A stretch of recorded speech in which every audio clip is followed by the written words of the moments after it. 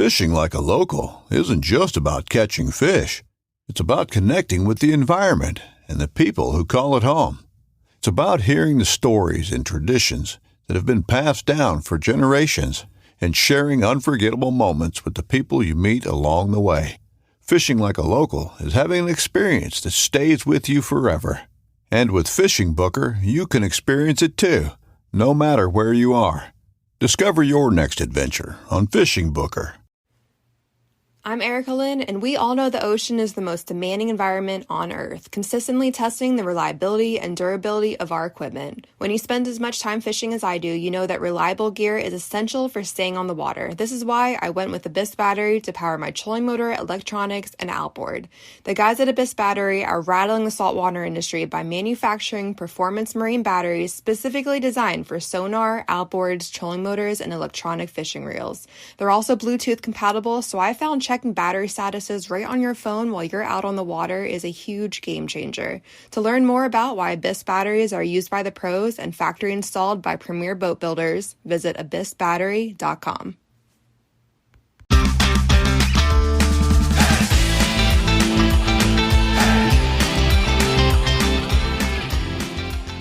Hello and welcome to the Publicly Challenged Podcast. I'm your host, Luke Oswald, and I hope you join me on my quest for knowledge to become a better public land hunter, angler, and forager. Stick with this and who knows, maybe we will learn something together.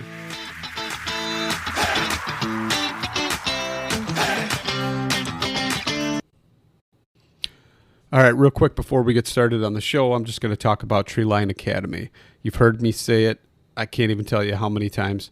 Mark Livesay is treelineacademy.net. That's treelineacademy.net. Sign up. Use the promo code PC2020. Save yourself $20. Can't say it enough. It's awesome. Amazing. Most comprehensive e-scouting course out there. Check it out for yourself. Sign up. Use promo code PC2020. And now let's get to the show. All right, so I'm sitting here with Ken Pierce, and we're going to talk about some cool stuff, a little bit of fishing today. So, Ken, you want to go ahead and introduce yourself? What's going on, everybody? Ken Pierce is the name, but a lot of people formerly know me as Fishing Ken of the YouTube channel Hook City TV, man, where we sit and we do a lot of fishing. Just broke into a little bit of hunting, sitting at about 84.5 thousand subscribers right now, and we're climbing looking for 100,000, man. That's cool. What's going on, Hopefully Luke? we can get you a couple more, man. Listen, we're going to work on it. All right. So kind of run me through it. What was it like, getting started? How did you get started? When's the first time you went fishing? And we'll kind of start with that. Okay. So, well, I tell you what, man. So as a lot of people know, Hook City TV, it's named after my dad. We call him Hook City. I've been fishing with the old man all my life. I believe he took me fishing around 5 years old.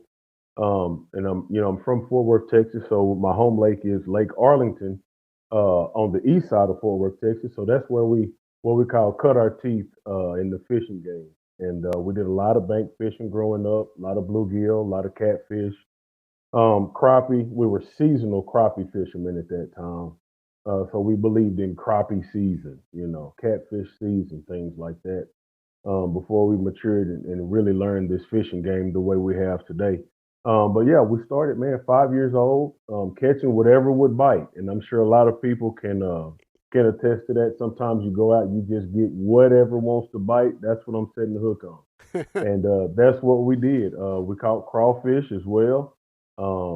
And that's how it started for me, man. And it just became a lifelong thing, something that I've just totally enjoyed.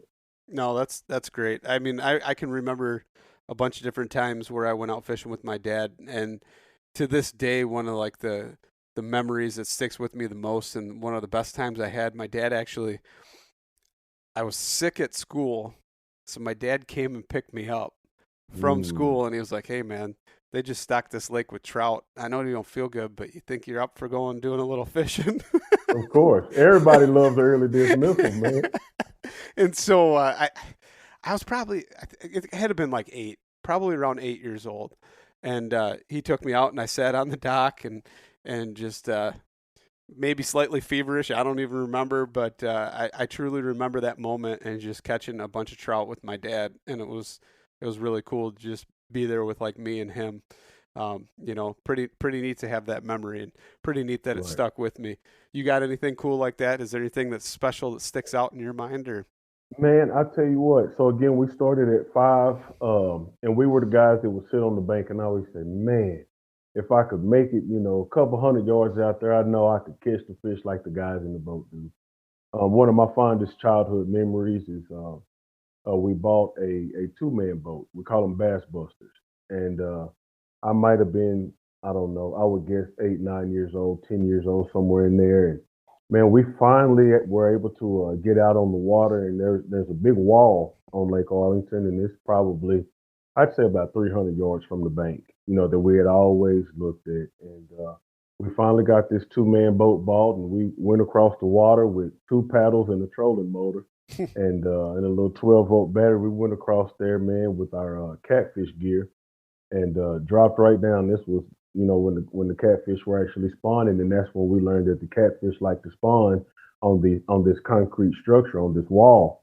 And we sat out there and we had a blast, man. It was probably one of the best days of my life to this day. You know what I mean? So memories with dad, I've learned, memories with dad or memories with whoever you grew up fishing with is just a really special thing, man. And there's a lot of people out there that, they really reflect after the loss of a loved one, the fishing memory. So it's always the fishing memory that gets brought up to me. And that's something that I'll cherish for the rest of my life. No, that's really cool. That's really cool that you got to do that and finally get out on the water. I remember, when I was a kid, my dad had a boat, but it wasn't the biggest and it wasn't the prettiest boat, and you pull up next to all these people and they got their, brand new Ranger bass boat. Back in the day Oh, was a yeah. big thing, and you're looking over at it and you're like, man, imagine the fish you could catch out of that boat. But then you get these cool TV shows like when Meat Eater did that Das Boat thing, and they had to Hmm. buy the crappiest boat they could find, right, and do all this Right. different stuff to it and fix it up. And that kind of stirred up a bunch of memories for me that was pretty cool. And I was like, you know what? That boat wasn't so bad. We caught a lot of fish in it. We did all kinds of stuff, caught striped bass and all kinds of things on different lakes.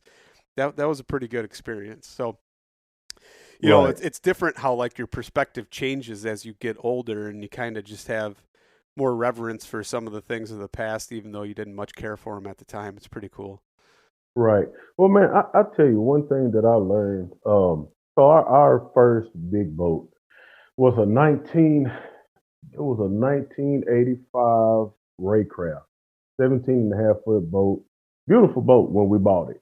We called it the Green Goblin. If you look back on the old video, you'll see so our first boat, I mean, we treat everything bad. We're rough and rugged on it. When you crappie fish, you're in buck brush and you're scraping up against that concrete wall that I referenced earlier and all these different things. And this boat was, I mean, it was ugly. Carpet tore up, seats tore up, everything after about a couple of years. But one thing I learned, man, the shiny stuff ain't always the stuff that's pulling in the fish. You know what I mean? It's kind of that. It's kind of like, when you look on the bench of a football team and you see some guys and they're going to have grass stains all over them, and then you're gonna have that guy over there that's clean. Well, that guy that's clean probably didn't catch a whole lot. I mean, he didn't play a whole lot. Excuse me, didn't play a Yeah. whole lot. So in the same way, a lot of these pretty boats that used to shoot past us, and make it to the spots before us, a lot of those guys had the nice things, but didn't have the knowledge. And that's one of those things that I try to push. And one thing I try to teach on this channel is, look, it can look good, but you gotta be able to fish good, man. If you don't understand humps and ledges, if you don't understand where your brush piles are, brush pile placement, or where these fish are, fish patterns, things like that. You can go buy a $5 million boat, but if you don't know where to put that boat, you won't catch the fish. So, like you said, man, hindsight, looking back, we have a nicer, newer boat now. But looking back, man, I put a lot of slime on the Green Goblin. You know what I mean? And a lot of people will pull up to us and ask us, hey, where are these fish at? How are y'all catching these fish? All these different things. And it's like, man, but you got that sparkly Ranger over there with all the newest electronics. You're supposed to know too, you know. So it was cool. It was cool. Looking back, it was cool being able to do what we did with limited resources.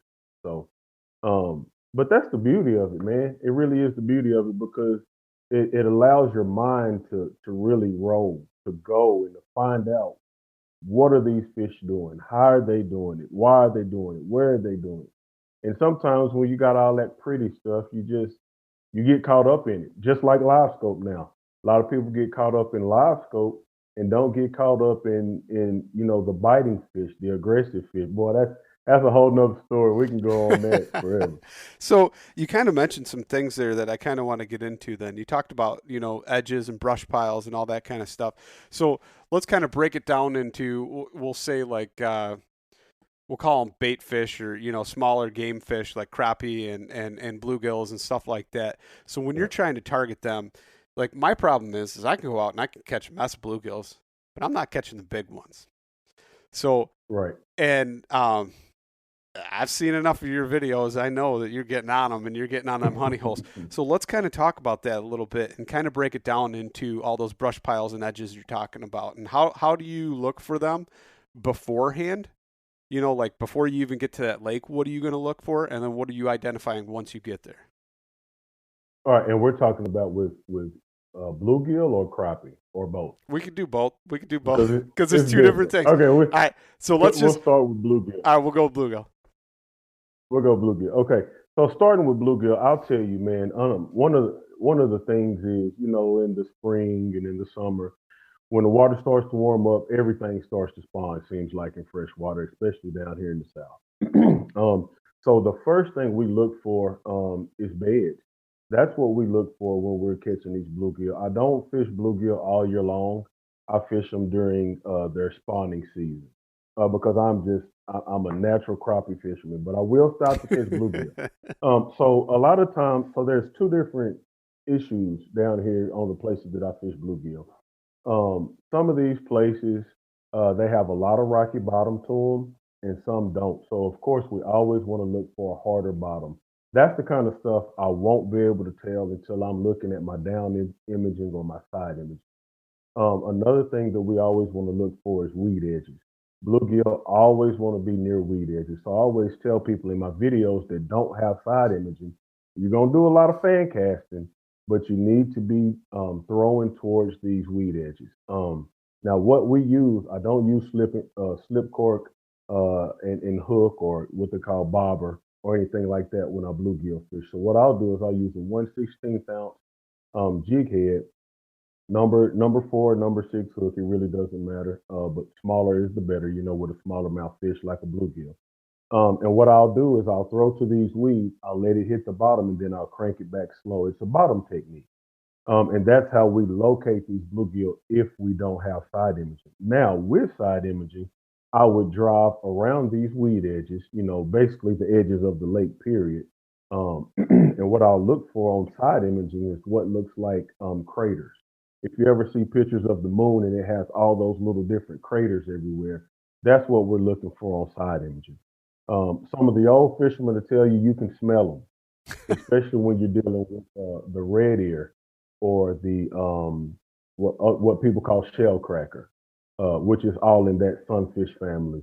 But the main thing is we wait for summer. So I'll start usually in about May, and we'll fish bluegill beds a lot of times if the weather is right into September. September will be like the cutoff, the first week of September. But weed edges is going to be a really popular thing. The grass lines, that whole thing.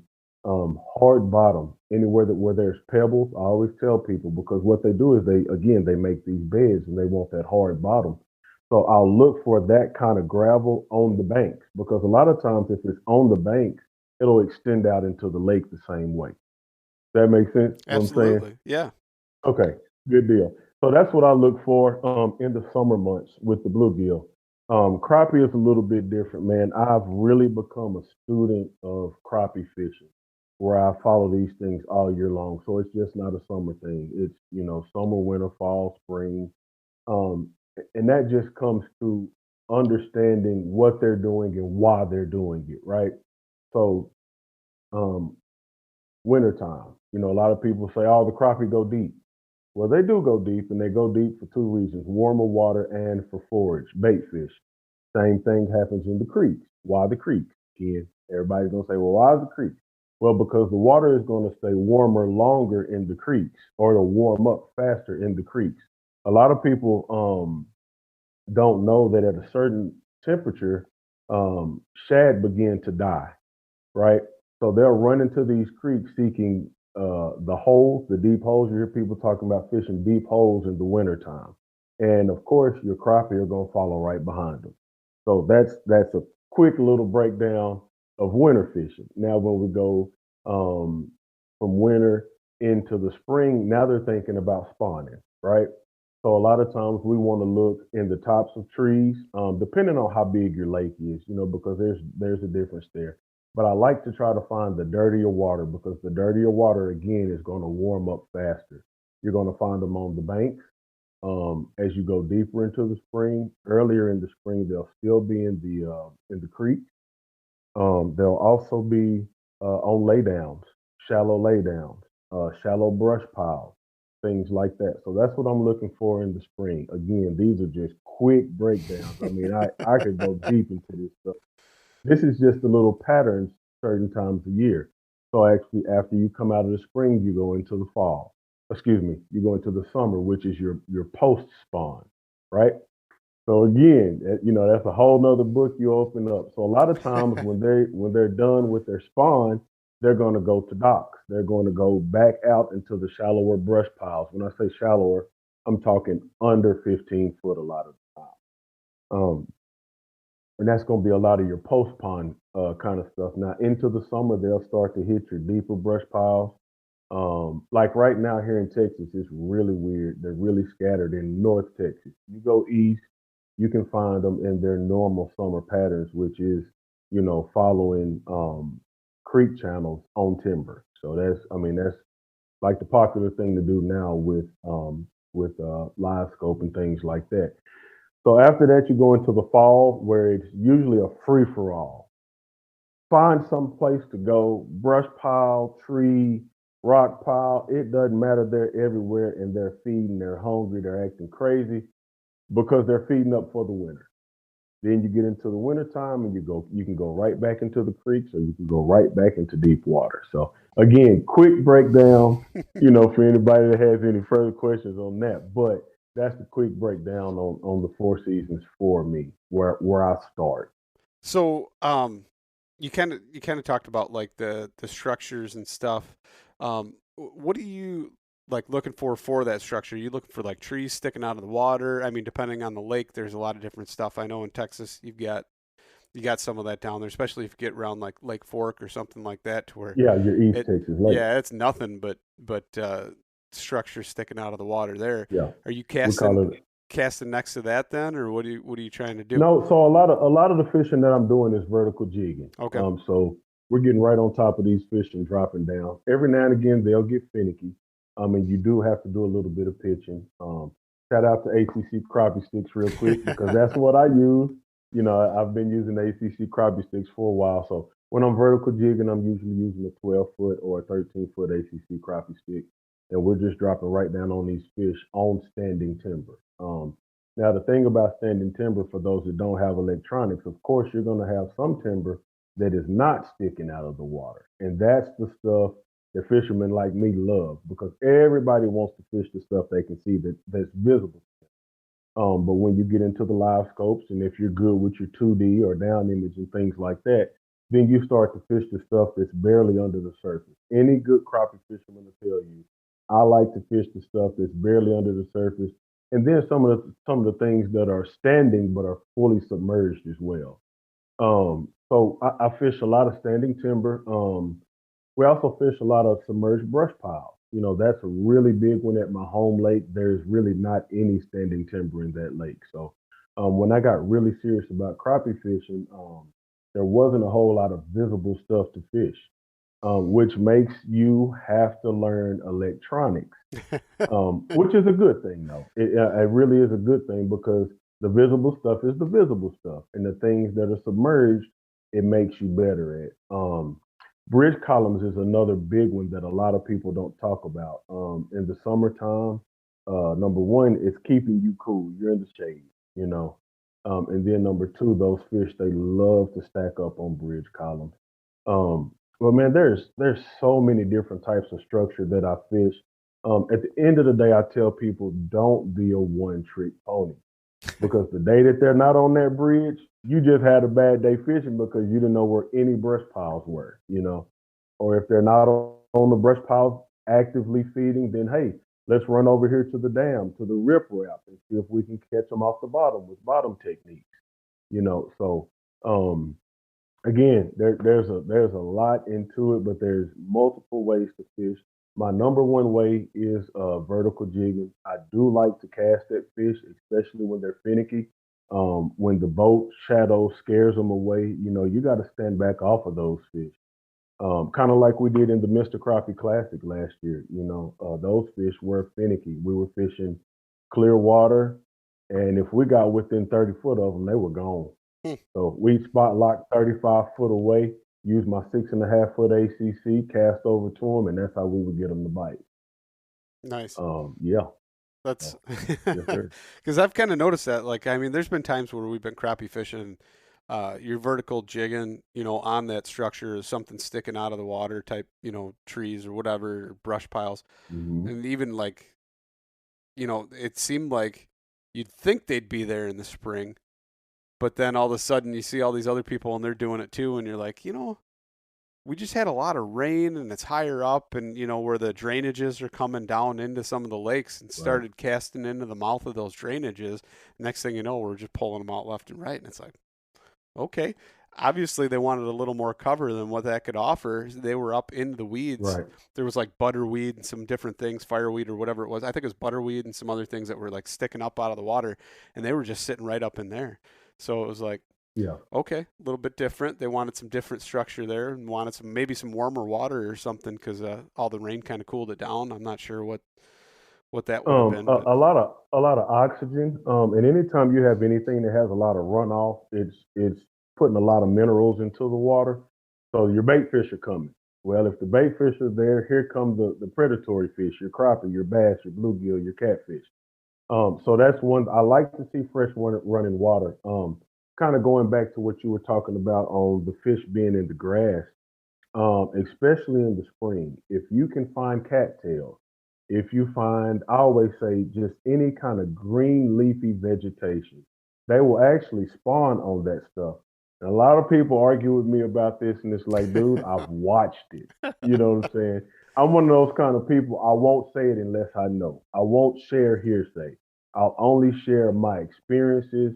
And that way, you know, if anybody wants to argue or test me on it, then these are things that I've done. These are things that I've used to be successful. But if I go into a cove in the spring and it's a lot of dead vegetation and I see a spot where there's, you know, green vegetation, lively, leafy stuff, oh, I'm going straight to it. There's no doubt about it. I'm going straight to it first.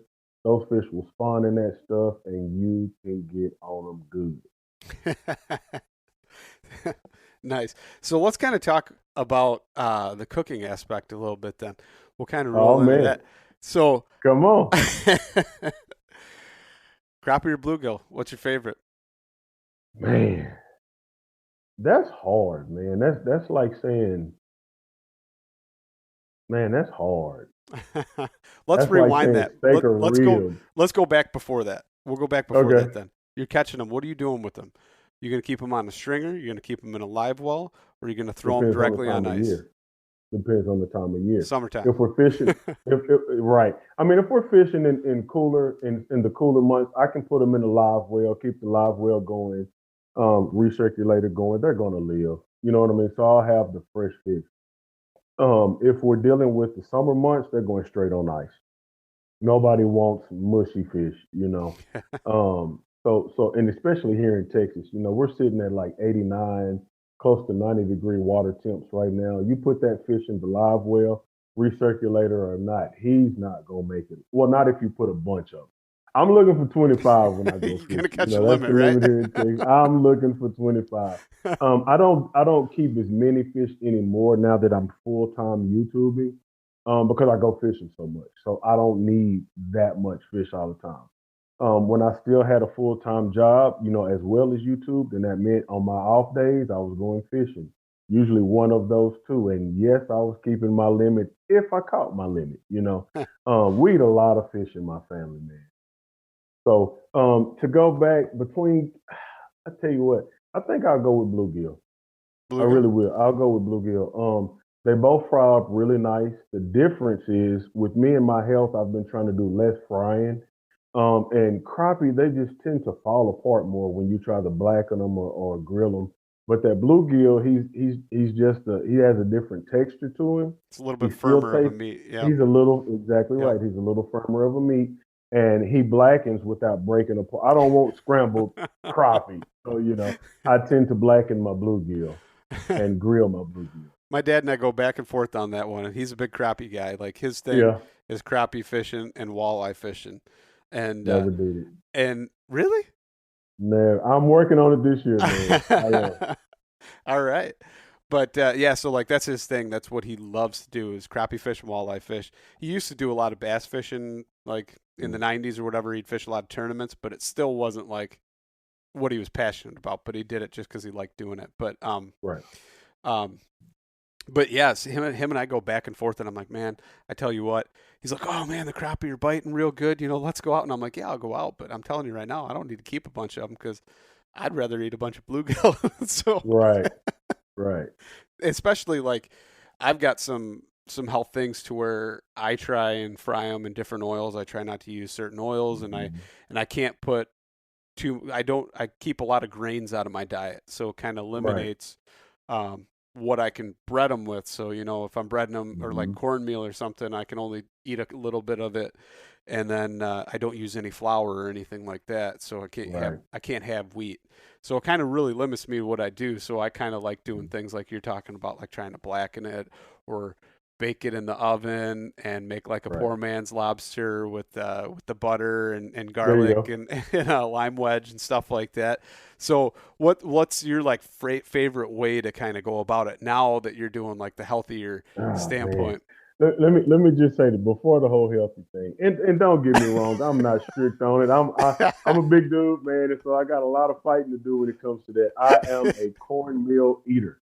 When I fry fish, I love my cornmeal, and we got plenty of catch, clean, and cook on the channel that'll show you that. But for me, um, I try. Man, I use butter. I still use butter, and that's probably something that I don't need to do a lot, but I know it's better than, dunking it in cornmeal and then dunking it into some olive oil at 350 degrees and frying it to crispy golden brown. But I usually will just put a little butter in the skillet, man, and I'll just, either pan fry with a little olive oil and butter, or I'll blacken with just a little bit of butter. And that's been my go-to, man. And I'm a lemon pepper guy.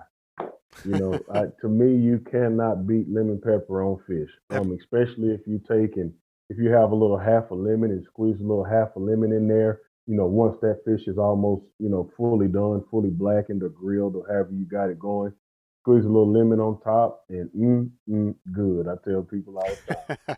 so If you ain't did that, you're missing out. have you ever heard of a guy named Hank Shaw? No. Okay, so like he's kind of into foraging and hunts a lot of small game and stuff like that. He had a podcast in the past. He came back with this podcast, but now he talks more about like hunting and animals and stuff. Right. But before it was all about cuisine. And he sat down by himself on a microphone. And this is the only time I've ever listened to anything like that to where it was just one person talking, Mhm. sitting in a room talking to themselves for almost 2 hours, Wow. all about fish and the different ways to prepare it. And it had me Right. so captivated. But one of the things he talked about was clarified butter. So Yes. clarified I ghee just butter. learned about. I just learned about Yeah. clarified butter. I'm about to start making my own. Actually, that's going to be a part of the channel too. So you might want to check that out because he even goes into and he has recipes on his website, which I think it's like Hunt, Gather, Cook or something like that, or something. Okay. But if you check it out, he's actually got recipes on how to do like seasoned, how to make your own like with different flavorings in the clarified butter, which is Yeah. pretty cool. But he talks about the clarified butter and the fact that it doesn't burn. So now you can Exactly. bring it Well, it up to has a a higher higher burn temp. rate. Yeah. So Exactly a right. way higher temp, you can bring it up to like 400 or 450 and still Hmm. be cooking with it. And then at the very end, if you still want that butter flavor, you just take one Yeah. little pat and you put it right on top of that fish right before you Hmm. take it out. Exactly right. Yeah, I learned. I literally. So I just went on a deep sea trip with a couple of friends, and I was sitting there trying to figure out, what I should. We went snapper fishing. I was sitting there trying to figure out what to do with this big old pretty fillet, and I succumbed to my bigness, and I ended up frying it. You know what I mean? I was like, let's not mess this up. Let me find out what it's like fried. I mean, I was eating snapper in restaurants. Could have But made some prior to me tacos, just man. right, exactly. Ew. Prior to me giving up, I looked up a lot of stuff and we looked into clarified butter. And for those that don't know, I mean, clarifying butter is really just a process of putting a bunch of butter in a pot at low heat. So what happens is the fat separates from the butter or something in Yeah. that range. So you lose all your lactose. So all of Exactly. your dairy product part of it separates from the fat, and all you're left with is The fat. your oils. Yeah, the Yes. oils from the butter, and then it's perfect cooking Yeah. material. It's It's the perfect cooking perfect fat. material. So we're gonna be dealing with it for the keto people out there, right? It's perfect fat.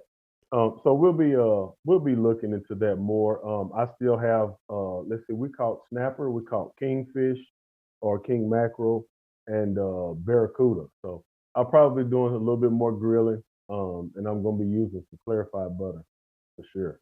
So, For sure. one of the things, and it was my dad telling me about this because he watches your channel quite a bit. Okay. Shout out to Dad, man. I appreciate it, man. And he was the one who got me started watching you. So, Cool. yeah, he was telling me, and I hadn't seen the episode, but he was telling me because you're family oriented, whatever. You guys all get together, and you guys cook like you make chips out of. Can you tell me about that? I see you smile. Like what I'm talking about, but Okay, so more than likely, if I'm mentioning chips, then we're talking about rib cage meat. yes. So exactly right. So on my bigger crappie, of course, they're going to be a little more meatier, right? So you fillet your fish the regular way, and then you make that V cut out of your fillet, which leaves the rib cage out. Well, what I had started doing, because I started taking these rib cages, and I would be throwing them into the gut bucket, and as I'm grabbing them, they're thick, they're meaty. They have bones in them, of course, but they're meaty. I'm like, you know what? If you think about it, every cook, while they're cooking, I want to know how many people out there can cook a batch of fish for the family and won't taste the piece, right? I mean, you got to taste the piece. That's how it works. So what I started doing is I would take a good, manual blade that, has a lot of flexibility in it, and I'd sit it right on those bones, flex that knife really good and just make one quick swipe. And what that leaves you is almost like a sushi slice of crappie, off the rib cages. So what I would do is I would take those and I'd leave them off to the side so that now instead of eating a bunch of fillets while I'm cooking fish, I'm eating these little chips, and we call them crappie chips. Same thing with bluegill. If you get those bigger bluegill, you can do the same thing. Yes, I fillet bluegill, and you can do the same thing with it, man. So it's our taste testers, and the kids really love it. My wife, she's a finicky eater, so she and my mom as well. So they want something that's going to be really, really crunchy. So for those people that like the really crunchy stuff, that little thin piece of meat with a little cornmeal and mustard and cornmeal on it, can't beat it, man. You cannot beat it. So is there any bone in it, but it's so thin it doesn't bother No, you, or there's no bone? no, there is no. So that again, so if you imagine what a rib cage looks like, even if you're talking about beef or pork ribs, there's a layer of meat over the top of those ribs, and that's what we're taking off. We're not getting in between the bones Okay. or anything like that, but just whatever's sitting on top. You take that off of there, and it's a really really thin piece of meat. But again, if you're harvesting, 12, I'll just say 12 to 14-inch fish. I usually will let them go back to bigger than 14. But 12 to 14-inch fish, a lot of those fish in the fall time, they're a lot more plump. They have a lot more meat on their bones, so to speak.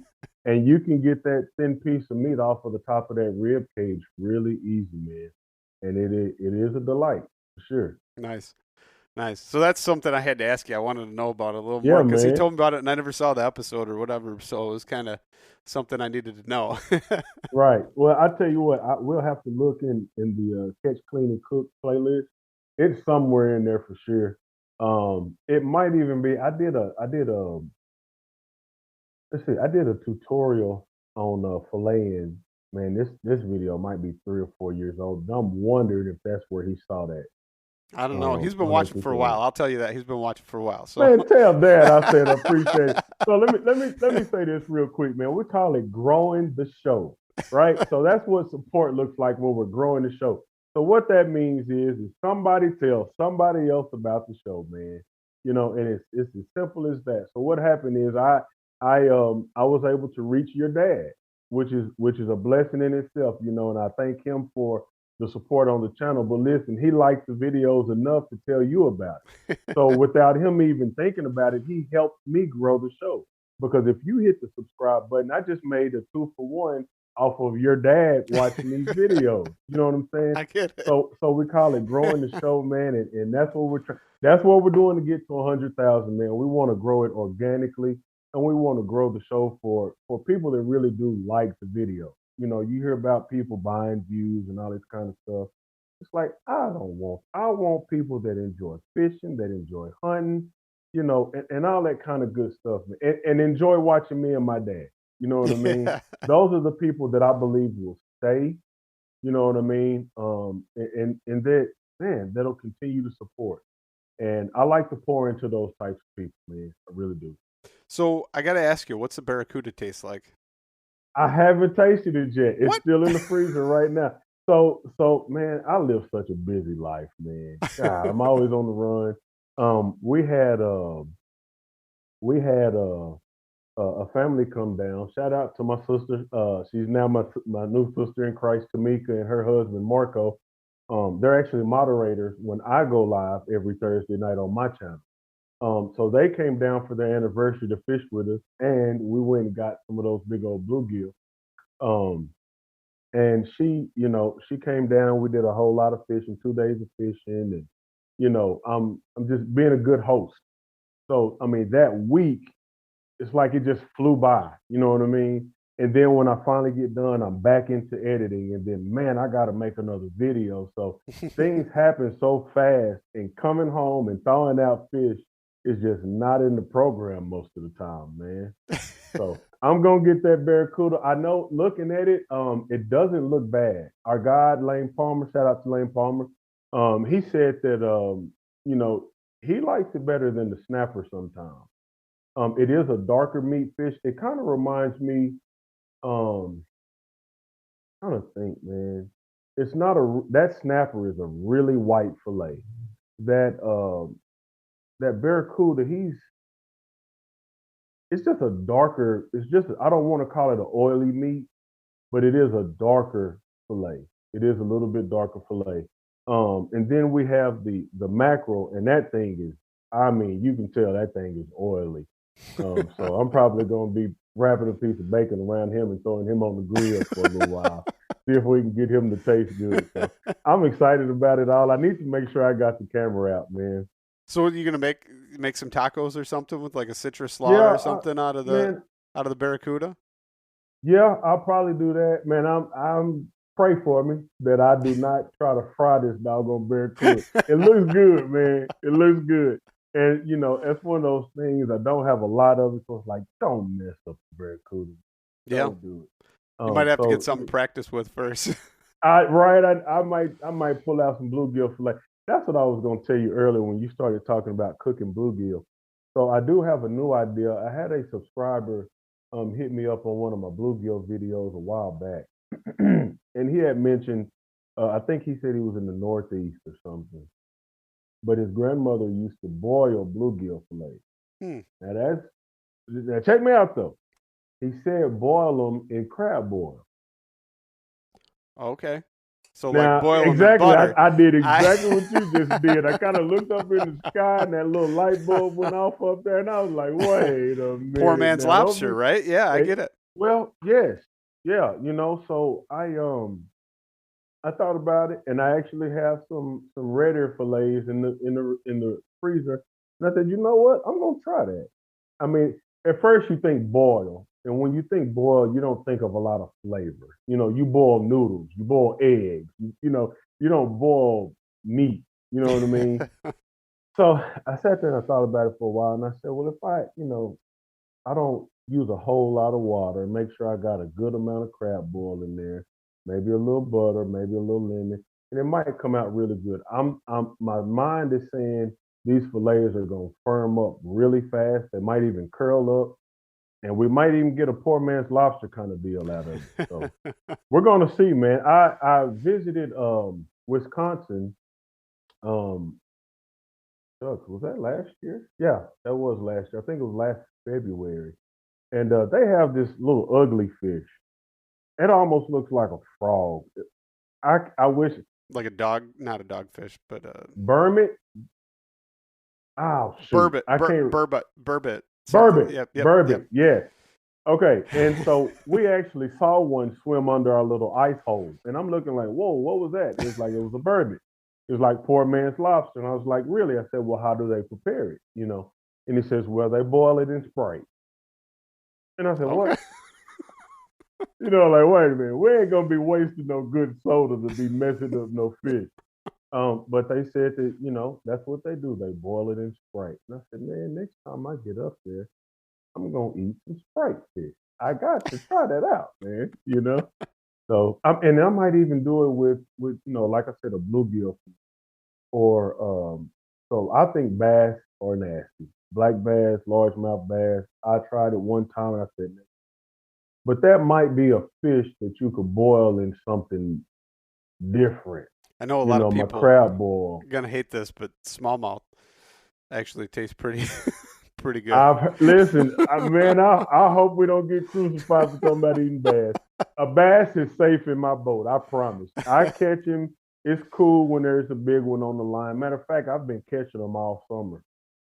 They've been sitting in these trees just like crappie, Yep. and I'll drop down on them with this live scope and I'll nail them. I've been nailing them up to 8 pounds, That's too on big. 10 pounds. That's too big. But Well, not to eat, definitely not to eat, but just to have fun with is my yep. point.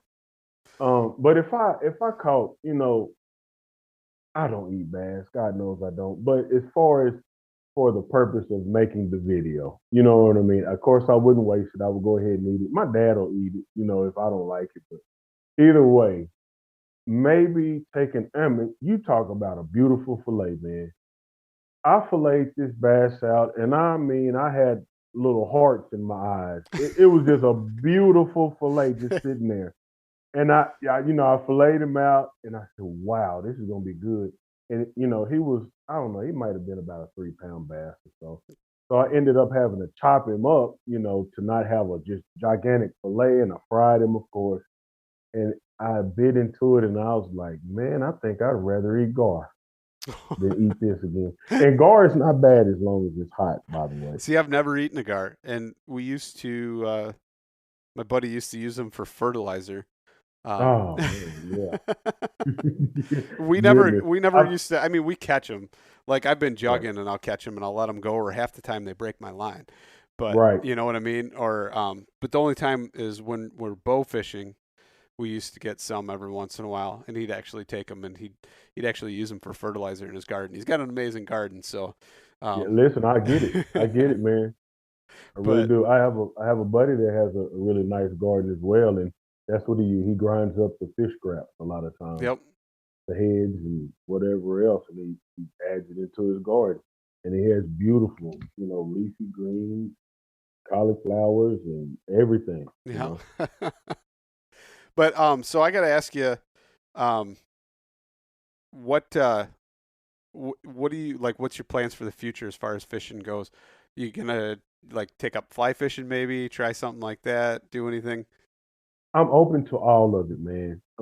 It's so the channel is expanding, like I said, in all ways. I'm getting into hunting too.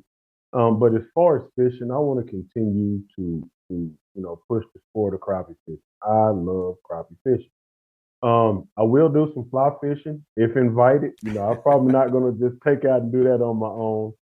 Um, Man, just whatever. It's kind of one of those things you look at the trends. As a YouTuber, you look at the trends, you kind of see which way the trends are going and you go that way. As far as me being, my own person and being creative and things like that, looking into doing a lot more night fishing, which is hard to do on video, but I'm looking into getting some better setups and maybe even a better camera to shoot night video with. So it's going to be a lot of night fishing, especially in these summer months where a lot of our older crowd, they don't get out in this heat. I mean, heat exhaustion is for real. That's why I'm drinking water, man. I try to drink water. I'm too big to be out there and get heat exhaustion and doggone it'll get bad quick, you know. But night fishing is a big one. Uh, the other one is bow fishing. I do want to get into some bow fishing. Now I can tell you, it drives me nuts to pull up to a lake in the morning and you see a bunch of gar sitting out or a bunch of buffalo Oh, sitting out. no, you can't do Um, that. so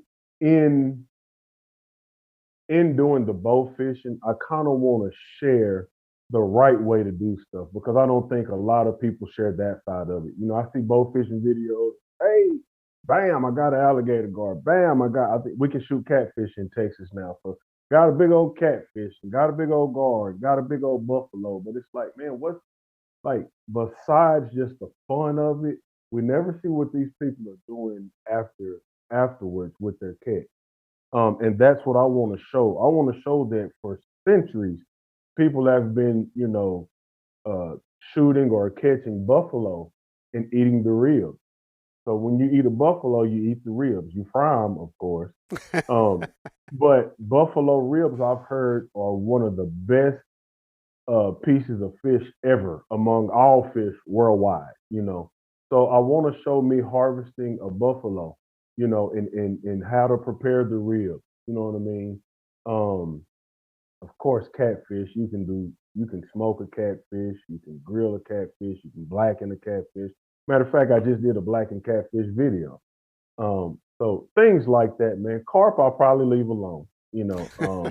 I might do one catch, clean, and cook with one fish, but other than that, I'm not gonna go crazy. So that's what I plan to do. Like I said, a lot of bow fishing, a lot of night fishing, especially during the summer months because it's so hot and it's not enjoyable.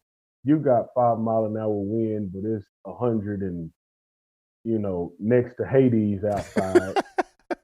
Nobody wants to be sitting out there in that, man. You know what I mean? You can kill yourself literally. So late evening, night fishing, things like that. I'm going to expand on that kind of stuff because people, a lot of people aren't exposed to that, and I love educating. That's my thing. I like to be informative and entertaining. If you watch the video or if you see me on Thursday nights, I always talk about being informative and entertaining. So I want to inform people that hey, there's some fish biting at night. This is how you get Nice. So live bait or synthetics? on. Jigs. Give me the jig. I tell you what, so live bait is fun, and there's a place for it. A lot of times when the bite gets finicky in the summertime, a lot of people use live bait. But I had a man tell me, look, in the spring, in the fall, in the winter, I can take this jig and I'll catch 3 to 1 to your minnows by the time you reach down in that bucket, pick it up, he's flopping around in your hand, got to get him on the hook, then you're finally set up and ready to go. By the time you've done all that, I've fixed my jig if I'm using plastic, or didn't fix my jig if I'm using a hand tie. I'm dropping right back down and I'm catching another fish. The difference between the two is you got to figure out what the fish want. Some people will tell you, oh, if they ain't biting black and chartreuse or white chartreuse, they ain't biting. I don't believe that. I believe color matters even after the addition of live scope. A lot of people say, "Oh, with live scope, you can drop anything down there on those fish." Well, what do you do when you have a bad day of fishing? You just say, "Oh, they ain't biting." You won't go grab a green and orange, or Purple all or white. whatever. You know what I'm saying? Like, why would you do yourself like that? I'm not gonna do that. I'm gonna commit myself to find exactly what those fish want. But for me, man, I love jigs. I started out with a lot of the plastic jigs, and then I've come to love, especially in the summer months, again when they're finicky. I've come to love um, the hand tied jigs, the ones that are made with feathers and chenelles and things like. Very durable baits. They're usually a little more pricey, but if you find the right one, as long as you don't hang it up, you'll catch millions of fish off of one bait if that's what they want, and as long as you don't lose it. So um, that's my thing, man. I love jig fishing, and there's something about feeling that thump.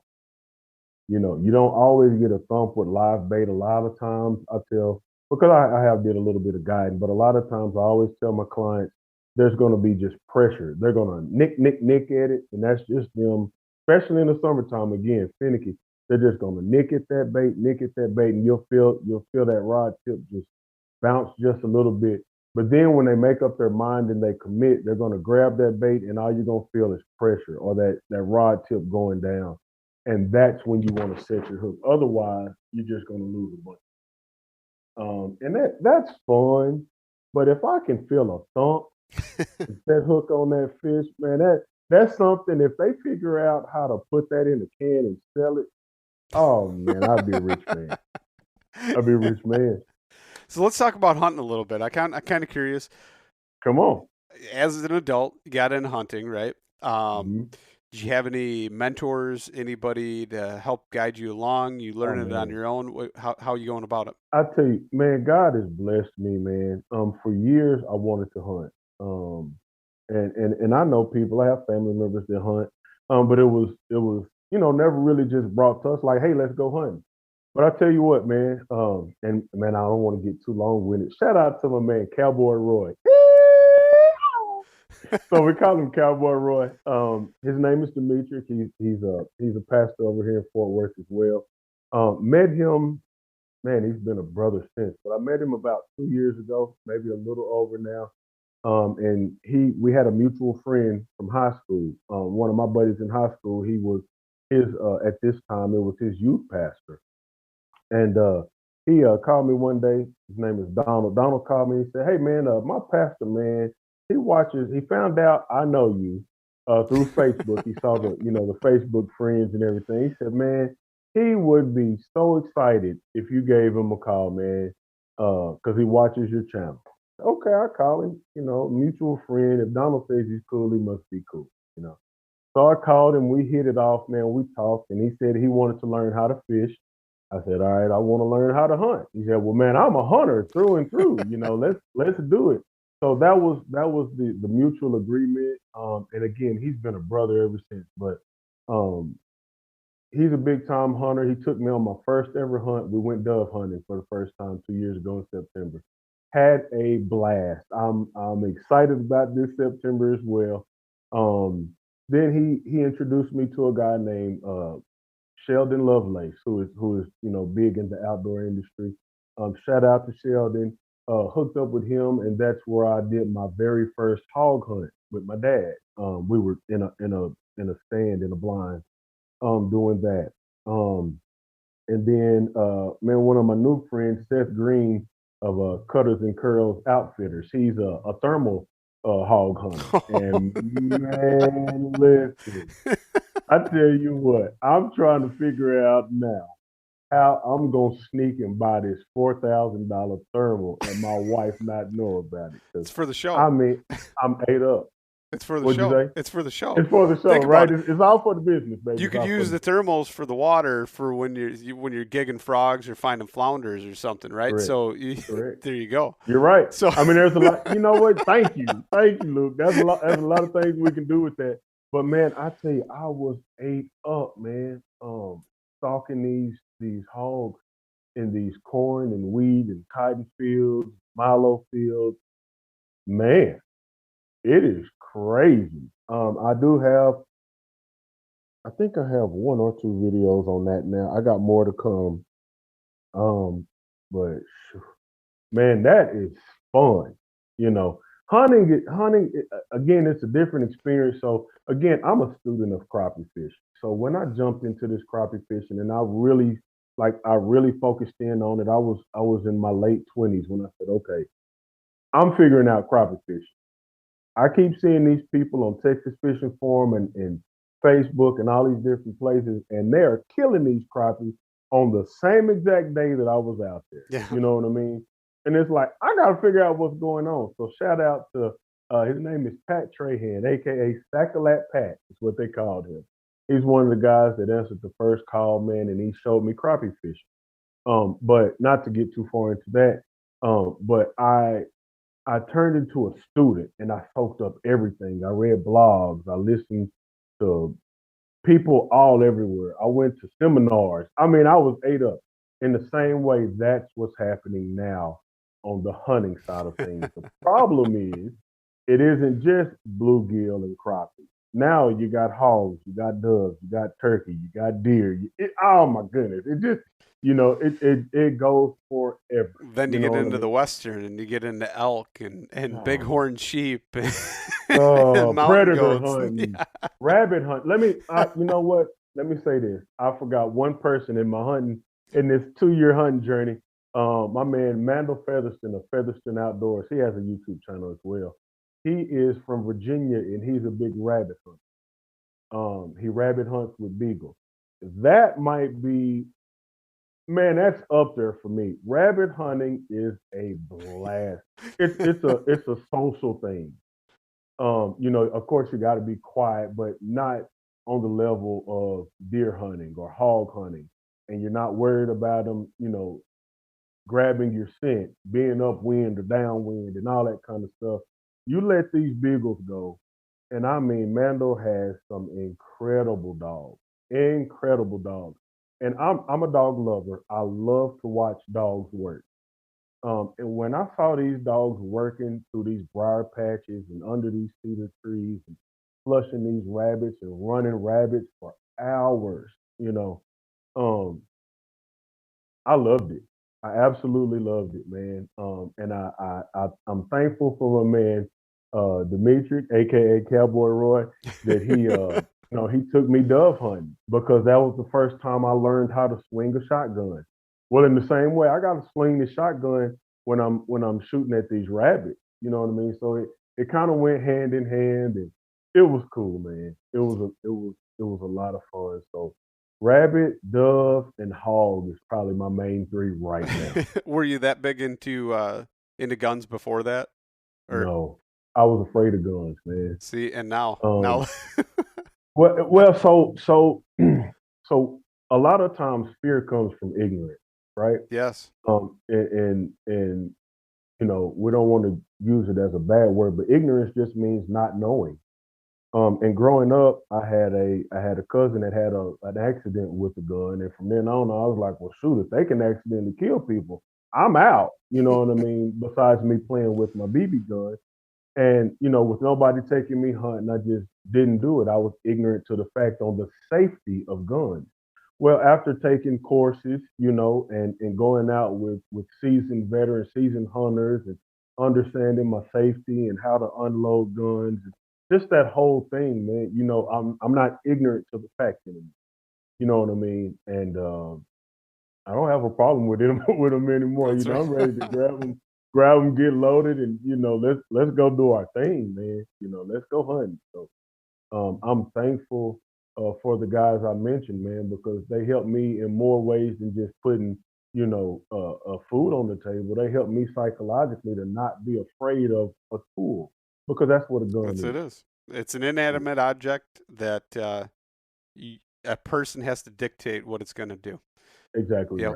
right. So with that being said, and now that you're a gun hunter, is it going to progress into archery at some point? Oh yeah.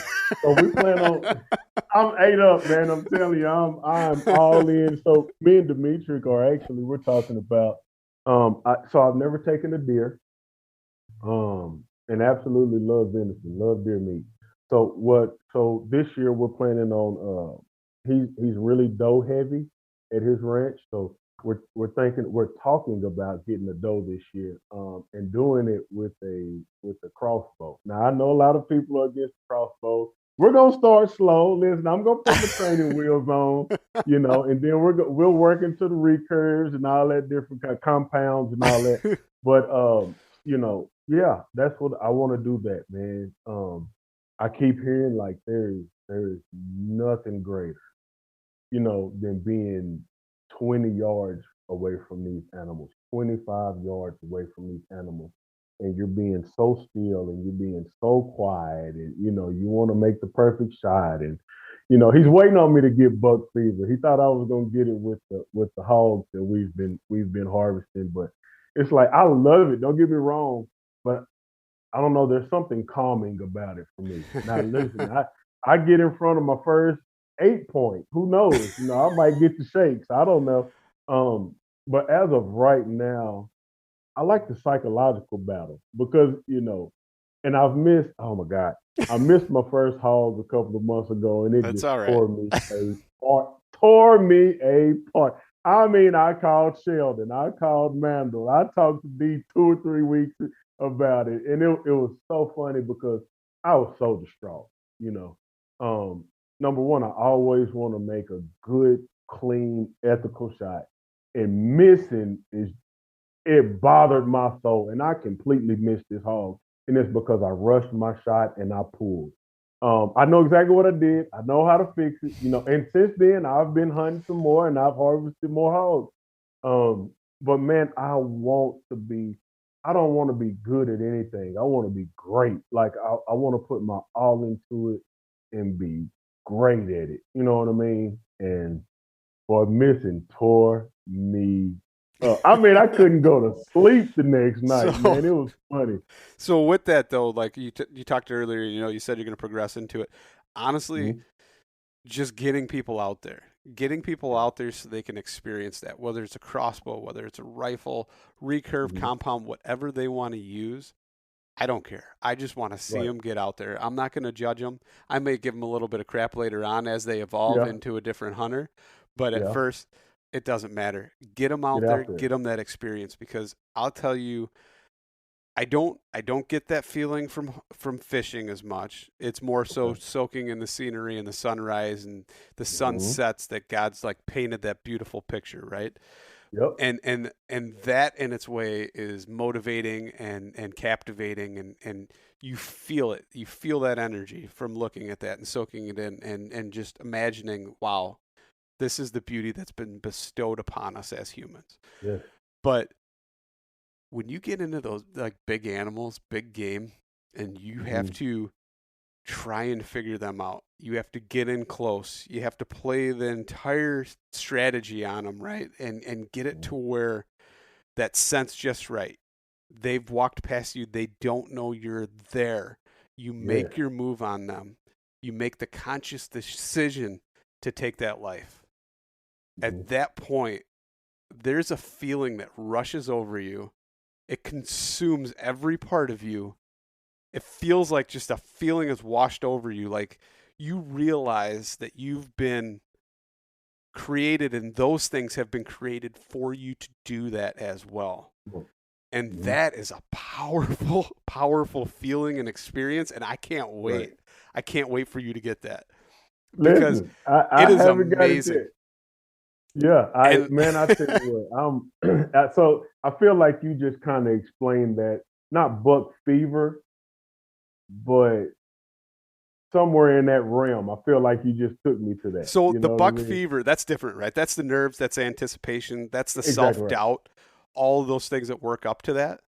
Mm-hmm. And then the release of, the energy afterwards. Afterward, yeah. But stopping to take a moment and realize what you just did and Mm-hmm. what you just provided for your family, all Right. of those things that come with that and the work that was put in, all of that just comes to a culmination. And it's like, man, this is amazing and I feel blessed. Like You that know, is that level of it. I never get that fishing, like I said, other than like the scenery and everything. But I mean, come right. on, a fish is, it's a fish, hard to catch. But it's Don't get me wrong, small and but it's right. smaller. It doesn't have that same connection, right? It's cold blooded. It's not a mammal. It's Yeah. it's something different, and it's amazing. So like not only you, but anybody that wants to get out there, I want them to get out there. I want to Mhm. try and help them any way I can, or anybody else that has a platform to help them Right. get them out there. I want to see it. It's a beautiful thing, and it will transform your life. Man, I tell you what, I really am ready for it. Hog hunting did a lot for me. So here's a funny. I'm serious, man. Here's a funny story. So um, my first hog, me and Sheldon, the guy that introduced me into hog hunting, we were in the stand together, and then D and my dad were in the stand together, miles away. But I used to always laugh. I always watched hunting and fishing shows. And I used to always laugh at the guys that afterwards would be shaking or they might even cry and all this different kind of stuff. And I was like, man, that's a lot. You just shot him. I get it. You know what I mean? But again, that was my ignorance looking at it from one side of the table, right? So I shoot this hog. Well, no, I can't just give you that. I gotta give it all to you, Luke. I gotta give it all to you. So we got the wind. We got our wind at our back, going straight to the feeder. And Sheldon, again, just man, just an amazing guy, an amazing hunter. He tells me, he says, "Hey, we got to keep." Of course, we're hunting out of a stand. He's telling me, "Hey, when I let up these windows, you have a really tiny window before that wind is going to take your scent 100 yards down there to that feeder. They're going to smell you and they're gone. You know, find your pig, find your shot, shoot." I'm like, golly, this sounds like a lot. Like I don't want to rush. I hate rushing, So I'm sitting here like, man, okay. And so this whole time we knew that these hogs would come out between about 5:30 and nighttime, which was, 8 o'clock or so. So I'm sitting here, and every now and again, I lean over and I look at my scope and I get comfortable with my rifle and everything. I did that maybe I felt like 100 times. You know what I mean? Because again, I want to make this clean, ethical shot. I want to do well. I got my camera. I'm trying to make video. There's a lot on the line right here, right now, right? And I'm looking at these trees that's behind this feeder. And I know from, when I used to work at the railroad, you don't look for the thing, you look for the absence of light, right? Does that make sense what I'm trying to say Yep. when you're looking through these trees? And I learned that at the railroad, Same thing when you're looking for messed up rail cars. So I'm sitting here and I've been looking at these trees, seems like for 2 days. You know what I mean? And he's over there relaxed, and I'm over there just bugging out. And I'm looking through my scope, and then I'm looking, with binoculars. And then I'm just looking out the window, and I'm like, I got to do this. And I'm hyping myself up, right? So finally, I see these hogs.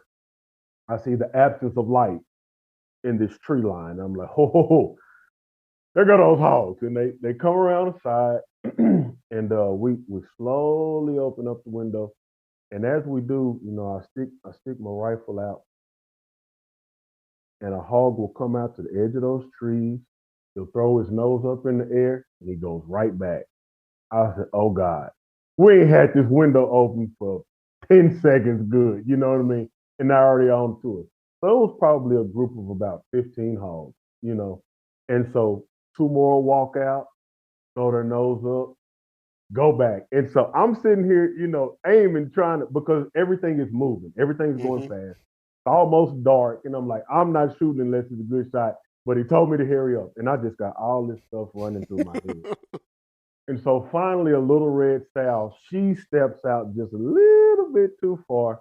She throws her nose up and then she brings it back down and she hesitates. Boom, I take the shot. I hit this little sow in the shoulder, dropped her right there on the spot. And at that moment, the first thing came to my mind is, Now, are you going to be laughing like you did at them other guys that were crying and everything? And it was like, it was the build-up. I get it now. I didn't cry or none of that, but it was like, I get it now. That was a lot. That was a lot of pressure built up, and those hogs were doing a whole lot real fast. And to know I did exactly what I've been training to do, it was beautiful. It was like, woo, like, God, thank you that I got an inkling of sense about what I'm doing. And it really was beautiful, man. And then Dad, of course, he got a big old boar that same day over in the other stand. It was just beautiful, man. But I will never laugh at a man that cries or shakes or any of that after he makes a kill, man, because it is a lot. I get it. I get it now. Oh, no, that's awesome. But I think that's a good point to wrap it up. I thank you for coming on. Yeah. It was awesome talking to you for sure. Before we go, can you tell everybody where they can find you, all your streams and all that kind of stuff? Yeah, man. So listen, if you don't mind, man, I hope you don't mind this, but I just want to say thank you, Luke, first of all, and then thank my Lord and Savior Jesus Christ for allowing me to get on this platform as well. Guys, man, Jesus is the best thing I've ever done. And I would be wrong to not share that on any platform that I get on. So that's number one. But you can find me Hook City TV on YouTube. I'm also Hook City TV on Facebook as well as Instagram, Hook City TV. Again, I go live just about every Thursday night. I said just about because every now and again I get booked on a Thursday. But I go live at 8 o'clock every Thursday night, Central Standard Time, where we talk about the outdoors. I like to be, again, informative and entertaining. And we ask that you keep it clean because we do have, different age groups that get onto the channel. That's where you can find me. Other than that, if you need to send me an email, if you have any questions for me, HCTVTOO. So it's HCTV2@gmail.com is where you can find me there.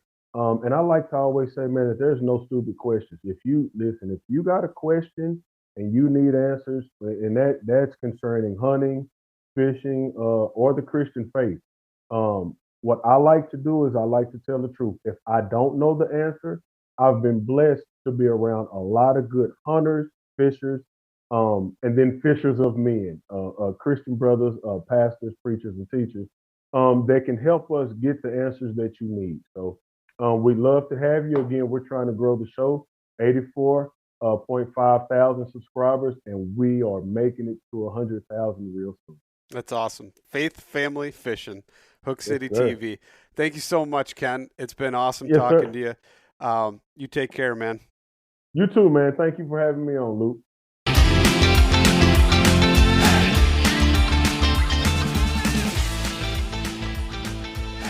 And once again, thank you so much for listening to the Publicly Challenged podcast. I hope you enjoyed the show, and if you did, please subscribe on whatever platform it is you're listening to. Also, if you could leave a review, that would help us out. And you can check us out on Instagram or at publiclychallenged.com. And once again, thank you so much for listening to the show.